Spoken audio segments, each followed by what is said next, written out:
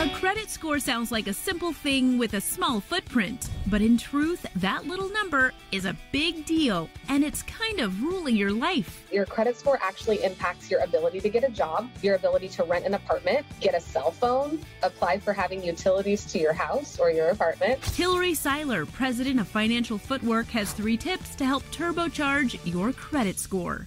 For starters, make your payments on time every time. There's 5 components to a credit score: payment history, credit utilization, length of credit history, mix of credit use. But that's not all. And then credit inquiries. How often is somebody pulling your credit score? Hillary says the big player is your payment history, which is 35% of your credit score. But if you miss one payment, it can stay on your credit report for up to 36 months as a negative impact on your credit score. If you don't hit the mark each month, that's okay.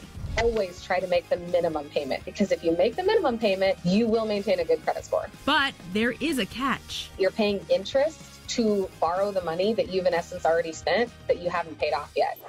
Next, your credit utilization is a big deal. It makes up 30% of your credit score. If you're not using your credit correctly and you're overspending on your credit card, which is what utilization is, how much you use, it can actually drop your score. While that's bad, what's even worse is maxing out your card. When you max out a credit card like that, you're actually telling the person that gave you the card, the creditor, that you don't know how to responsibly use your credit card. Goodbye, good score. If you can use less than 30% of your credit limit, your score should always remain fairly high. Bonus, if you pay off the balance in full every month, you're going to notice that your credit score will get up to the high 700s.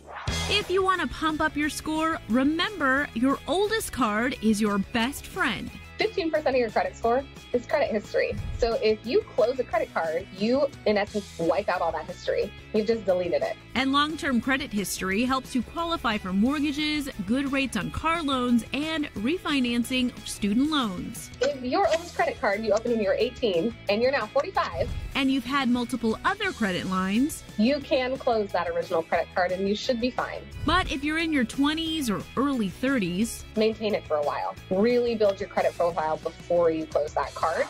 Finally, if you do want to ditch a card, close it fully. You, one, want to pay the balance off to zero first. That's your first step. Then reach out to your creditor. When they confirm that it's closed, you actually need to do a little bit more work. Ask for a paid in full enclosure letter from the credit card company. And you check your credit report every 12 months. It's completely free. It does not hurt your credit score. Pull your report. Just make sure all of your credit lines are correct. Boosting your credit score for a better quality of life is at the top of the list.